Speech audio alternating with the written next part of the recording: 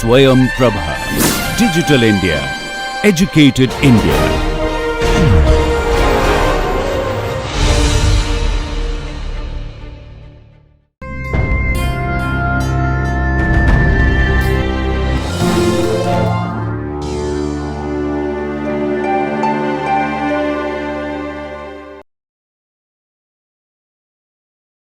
Welcome to the NPTEL course on Bioinformatics.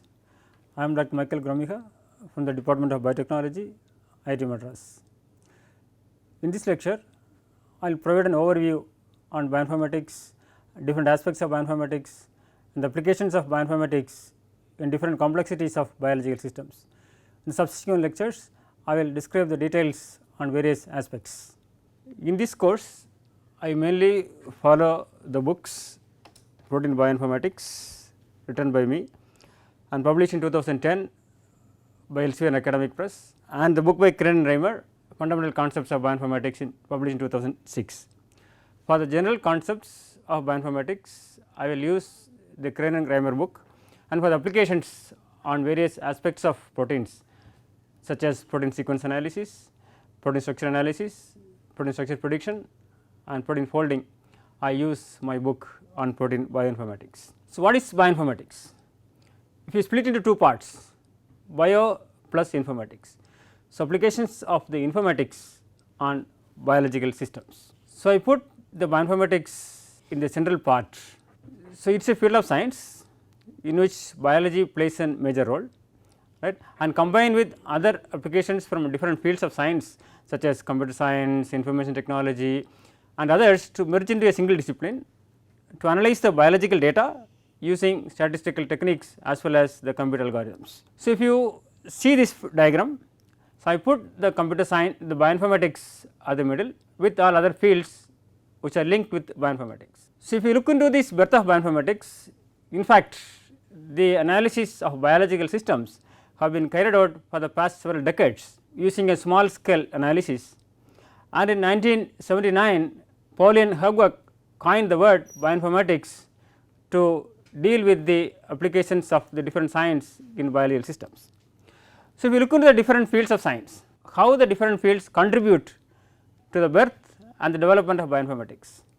For example, computer science, can you tell one example how the computer science contribute to bioinformatics? Machine learning can be used probably, and in computer science there are a lot of computer algorithms are being used for solving the biological problems. Correct. So, you can develop several programmings and you can extract the hidden data available in biological informations. Also, you can use different machine learning techniques and other algorithms to understand and to capture the information as well as for the prediction purposes. So, can I tell an example how the mathematics or statistics is used to the development of bioinformatics? Example would be the use of statistics. For example, in the use of Ramachandran plot, we plot the phi and psi angles of protein backbone. Correct. So, you can use mathematics, right, to derive some principles and to relate the data, for example, the protein sequences or how the distribution of the residues in the Ramachandran plot and so on, using this mathematics, and you verify the data whether you obtain any model. So, whether they are statistically significant or not. You can relate with the correlation analysis, you can relate the regression techniques as well as you can see whether the data are statistically significant or not. So, now if you use the information technology, how the information technology contribute to the development of bioinformatics? There has been an increased computational resource over the decades, which is used to do a large scale data analysis. Correct. So, you can use for large scale analysis, you can develop the online resources, right, you can see the computer storage and so on. So, in this case that will enhance the applications of bioinformatics to various fields. Likewise, physics, if you talk about the physics, so you can see the concept of the various types of interactions like electrostatic interactions or van der Waals interactions or hydrophobic interactions, how these interactions are important to understand the folding mechanism of proteins. For example, if you take protein folding, in the unfolded state of a protein, so it is like wobbling and you can see it is very like a random coil conformation. When this protein folds into specific 3-dimensional structures, it can form a specific 3D structures, and how a protein can attain a specific 3D structures from its sequence, right.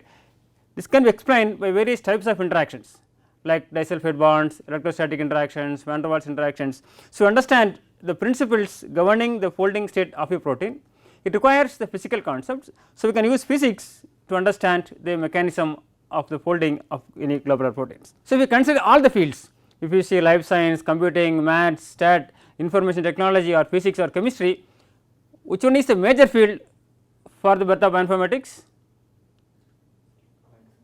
Life sciences, right, because we need the data. So, without data, even if you have several fields, we cannot apply it to different data, right. So, we need a specific data. So, data, where shall we get the data? So, you can get the data from biological experiments. So, if you look into these life sciences, there are produced lot of data, right, on various aspects such as the macromolecular sequences, for example, DNA sequence or protein sequence, right, and the structures, protein structures, DNA structures, complex structures and so on, different expression profiles, different pathways and so on. So, how the bioinformatics is used to understand the data? So, bioinformatics is help to acquire the data, to manage the data and to analyze the data and to understand the data, right. So, bioinformatics is the major field, right, to understand the concepts and understand the hidden information available by the experiments produced in life sciences. So, now what are the various aspects, how the bioinformatics is grown, what are the various applications of bioinformatics, how the bioinformatics contribute to society, right, the various aspects. So, briefly I put into 5 bullet points. The first one is well organized databases. The biologists, they do the experiments and they produce data and they publish the data in the literature. It is very important to collect all the information and put in a form of database. For example, if the data are available scatteredly here and there, right. So, it is very important to collect all the information and put in a proper form, right, and then you give some options to extract the data from this database. This is what the bioinformatics do to develop plenty of databases which are well organized and in computer readable form. Once we have the data, right, sufficient number of data, which is very essential and it is required for any analysis, right, otherwise you do not get any statistically significant data. So, second option is, once you have the database, you can derive hypotheses. What will happen? What is the relationship between some specific features as well as any function? If you know the function or if you know any specific characteristics of any biological systems, what makes these characteristics to the particular systems, right. So, here we try to develop some features, right, and using these features you can link the function of any biological system, right. For example, if you take a protein sequences or protein structures, there are different types of proteins, like for example, if you get a protein structures, globular proteins, membrane proteins and different types of globular proteins, say alpha proteins, beta proteins and so on, and whether we can identify this type of proteins from a pool of sequences, right. So, you can left side you can see the sequences, because if you have the sequence, you know the information regarding the amino acid residues, right. So, you can get the number of residues of each type. So, there are 20 different types of residues, right, present in these proteins, and you can relate this. If there is dominant with some specific residues, for example, hydrophobic residues, then you can say that this could be a transmembrane helical protein. Likewise, for any proteins having different functions or different type of diseases, right. So, you can derive some hypothesis what is the basic principle for having some biological systems. Once we derive the hypothesis to understand, okay, these are the major factors for any specific systems, right. Then the next step is whether we are able to describe any algorithm, whether we are able to derive any algorithm, right.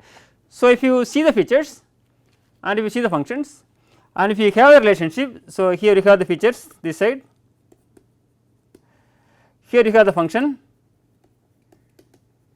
right, whether we can relate these features and function, then what is the mathematical equation to characterize the function in terms of features, right. So, you can do a function, right, to understand the function from the features.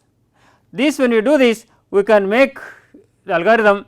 Once the algorithm is ready, then we can use it for public. In this case, we use web servers or online applications, right. With earlier days, when the internet was not fast enough, so at that time, see, everyone they create the servers, they create their own algorithms, they keep themselves, it is difficult to transfer. But currently, due to the advancements of this computational biology and the computational techniques and fast internet facilities, several observers have been developed to give the applications to others, right. In our laboratory also we have developed various tools, right, which are widely used in the literature. So, many people use these databases as well as the tools, right, to understand any biological systems. So, the fourth one, so a little bit discuss about the virtual screening. So, for example, the case of drug design, currently it is very popular because there are a lot of small molecules are available in the literature, and the people are affected with several types of diseases like the cardiovascular diseases, cancer and so on, and currently we are developed with the chikungunya, dengue and so on. So, in all these cases, to identify drugs, they try to find a target and then we see what are the functions of the particular target, what are the actions, what are the important residues, right, and then we try to inhibit the activity so that we can reduce this disease. So, here is one example for the structure based drug design. So, if we have a protein, so this is a target. So, here I show a target of CH kinase because the CH kinases are very important for several cellular activities, right. So, there are several kinases, one is the CH kinase, here this is very important for the colorectal cancer. So, this is an attractive target to define the inhibitor for the colorectal cancers. To do this, there are various options how to derive a particular ligand to be an inhibitor, right. So, it is a very large pool. So, how to derive it? So, in this case I will tell one example. So, finding a fish in a pond. So, if you see it is a pond here. So, can you see different fishes in the different ponds? So, if you want to catch a fish, where will you put your net? In the number 1, right, number 1 or 2 if you put, you will get fish. If you put your net number 4, so you do not get anything, even if you spend much time you do not get anything, right. So, if some of you tell you that okay, you are catching trying to catch a fish for a long time, okay, so you try to use this one to put the particular side, then if you do it and if you get a fish, then you will be very happy, right, because you do not want to waste your time. So, this is the case. So, for any disease, so there are different compounds, for example, compound 1, compound 2, compound 3 and so on. If you take compound 1 and you try, this is failed, so it is not a drug, and take compound 2, this is also not a good drug, and then compound 3 is probably a drug, right. There are millions of compounds. If you look into the literature, right, so there are lot of compounds. For example, if you go to a zinc database, there are 35 million compounds, and in NMN database 2.2 million compounds, and the natural compounds in Chinese medicine 35,000 compounds. So, if you want to try one by one, right, when you try everything, then the patient will die at that time. Second case, if you try to use each compounds experimentally, it will take long time, it needs long manpower, and also it needs lot of money, right. So, in this case how to do it? So, among these 35 million compounds, if someone can reduce to 35,000 compounds, then the number of experiments will be reduced by 1000 times. So, if instead of these 2.2 million compounds, if we have 100 compounds or 1000 compounds, then you can reduce enormously the search option. How to do it? So, here is a solution bioinformatics can do it, because currently we have very fast computers and we have very good techniques. So, it can assist one to searching drug target and designing drug from many millions of compounds. And the second one is how to use hypothesis. Okay, here I show an example. So, here I have 5 known values experimentally known. So, we take the example number 1, the point 1. So, rice 50%, wheat 25%, meat 10%, fruits 10% and vegetable 5%. Now, if you do this, so then we can see that this is not controlled. For example, take the food pattern and weight control and go over the second one. So, rice 30%, wheat 5%, meat 10%, fruits 30% and vegetable 25%.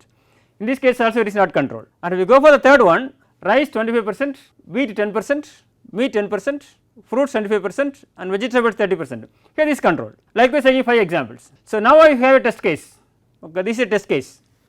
Right, to another one consumes 20% rice, 10% wheat, fruits 20%, meat 10%, vegetable 40%. Right.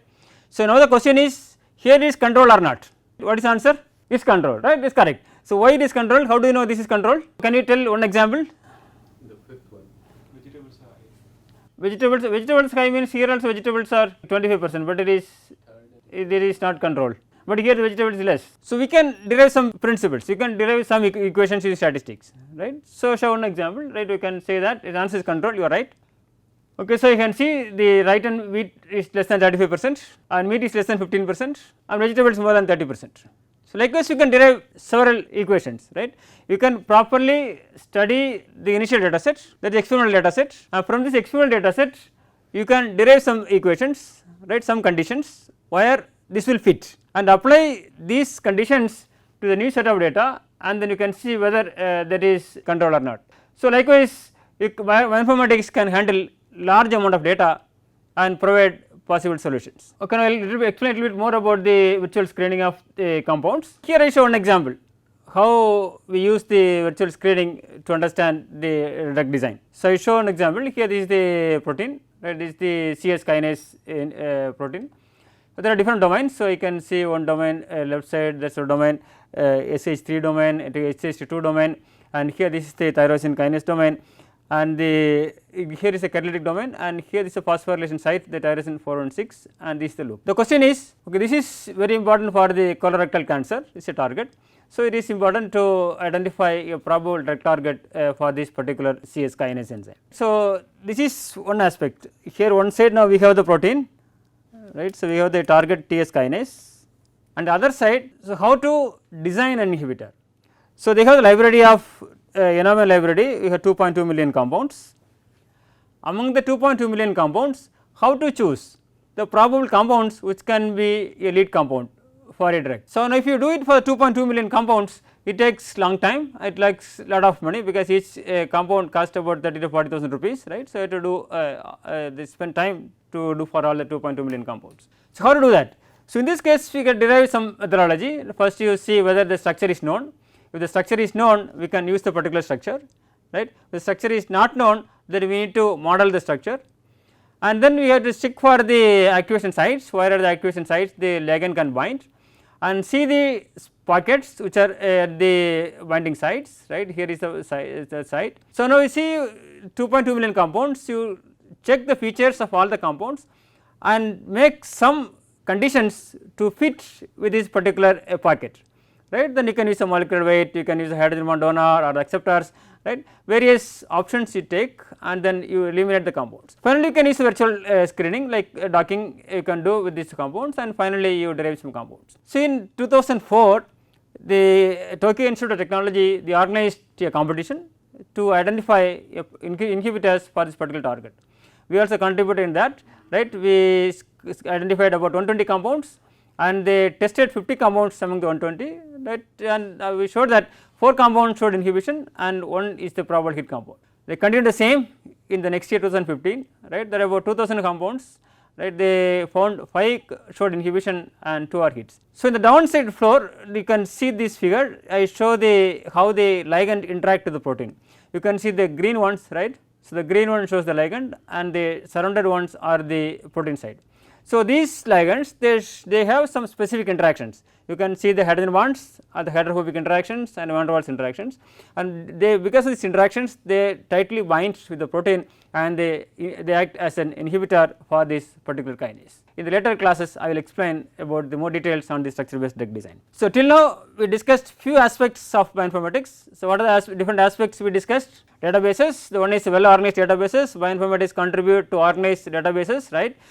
So, then the second one, computer derived hypothesis, when you have the data then you can develop several functions, right. So, to relate the features and the functions, right, and once we derive the hypothesis then we can develop several algorithms, right, for the prediction, and then once we predict then we can make it as online applications in the form of observers. There are several observers for actual protein structure prediction, protein function prediction, right. So, how the DNA can bend and how the DNA can interact with the proteins and so on. Then the fourth one we discussed now regarding the virtual screening of compounds, how they do the screening for the drug development, and currently if you see the bioinformatics is widely applied in next generation sequence analysis. Now, all are interested in personalized medicine.